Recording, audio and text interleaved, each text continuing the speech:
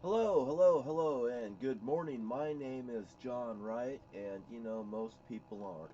And when people corner me and I start telling them about their future, they just don't goddamn like it. Isn't that fun? And another reason that's what gives me the balls to sit here in front of you every day because when you talk shit around me in my bowling alley and stuff like that, and I catch wind of it, don't worry. I'm gonna catch up to you in my goddamn town, whether it's in my bowling alley or if it's in Safeways while I'm in line buying groceries. Oh boy. You know what some bastard told me one time when I walked into Safeways after now I've been on the run? Herbert C. Kreitzer, the owner of the bowling alley downtown Chehalis, Washington, on Market Street with an X. Right down the street is a Twin Star Credit Union. By the way, they always make them close to our bowling alleys. Right there in Morton, Washington, they put one too. Right over here, they put one too. And near those other bowling alleys, you'll probably find a Twin Star Credit Union right there as well. Well, I'll tell you what, when I was in Safeways, and here I come into Safeways, and here's the owner of the bowling alley. And I've made that guy $200,000 more a year than he ever had before coming in. No, I won't say ever had before. He had somebody named Louis Gish that got killed on a motorcycle that managed his bowling alley. And I remember his wife coming in, Herb, Kreitzer's wife, and I will call her, what was her name? I call her Pugsley, because her hair was cut off like this, just butched.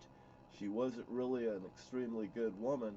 She would actually came in the bowling alley when Herb wasn't there hitting on me, had me fix her lunch for her, like some of the sheriffs did in that town too. Retired sheriffs would come in there and they'd sit down there and see if I'd make them, I guess. But I'd pick those cops out because I know everybody because, well, I kind of got a photographic memory. When I see something, I remember it because I had somebody murdered in front of me, and then I have everybody telling me, "You're stupid, you know nothing, you say nothing, you're not worth nothing, you're dead to me," and so many more things, on and on and on and on. Clarence the cross-eyed lion, like, "You can't do nothing, Clarence." Yeah, yeah, yeah, sticking a goddamn thing and fucking with me in a cage, starting at Port Angeles, Washington. And this has everything to do with JFK, John F. Kennedy. Now, I'll tell you what, my brother Jim was in a watermelon contest when I was a kid in Port Angeles, Washington, and he got second place, and he felt screwed. Maybe he hates women, I'm not sure.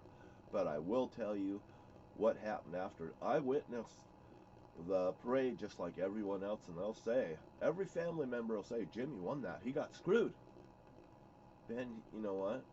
He actually did get screwed. If the girl did win first place, I would have said Jim won fairly second place. But no, Jim won unfairly second place. And maybe that helped him with revenge on the world, I guess, if that's what they're playing. But I do know that he won a tapestry of John F. Kennedy. And I remember the everything at the parade that happened. The next thing I know, that very tapestry, I'm a child, is on the wall. When I come out of my bedroom, right down the hall, I see that tapestry where John F. Kennedy's standing with the White House and stuff behind him like this here, and he's standing at the podium with the microphones up to him. And Jim is standing right there next to me, and he's standing right here in front of me to the right of me in the hallway. And I'm to the left of him, and he looks up and he says, he's pointing to the tapestry, and he's saying, "John, that's the president that got shot dead in the head." And that's exactly Jim's words at the time, and he was just like, his jaw was dropped. You know, so Jim must have seen John F. Kennedy and what happened to John F. Kennedy. You see, for me, it's been a journey of learning, and it's learning people. Watching every action has an equal opposite reaction, and how people react, and even right down to the trees growing. You know, when I ran off and ran out of my home, I've never lived in a home again like I used to once before. Matter of fact, I probably never would live in a home again like I did before, after the experience that I've seen. If people can get their meat hooks in you, they will. You know, if it helps them in their life and their own greed and stuff, they don't care about your existence. It's all about them. And I'll tell you, like my grandmother, you know, before she passed away, I came in the house and my Aunt Jeannie says, "Would you go in? Would you go in and lay with Mama? She likes it when you talk to her, you know." And I mean, yeah, I'll go in, you know. And I've said this story already, but you know, I'm just saying it as it happens. Yeah, I will. You know, we live on a 40-acre farm right there in Brush Prairie, Washington. There's a house that is right in front of my grandmother's house. She's put her house exactly behind that old house, so you can't see her house. She's hiding right there. She actually put her house behind that house and is hiding right there. And I didn't quite know, but I will tell you, now, you know, my aunt says, "Will you go talk to Mama?" I says, "Oh, sure," you know. I go in there, Grandma's on her bed, you know, in her bed. And I come in and I sit on her bed, and pretty soon I'm laying on her bed, and pretty soon me and her's face to face. And she's looking into my eyes, and she's saying, you know, we're laying down, our heads are, you know, laying on our bed. And she says, "John, there's a man with a story, and you're the man, and the story is about you. You're the star of the story, John. And this story has to be told." And she goes on and she tells me about my dad's clothes at the top of the stairway.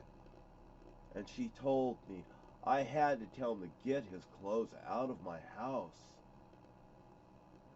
You know, there's things that went on that said in that room, you know, it's very kind words, and they're so heartfelt to me every moment of my life.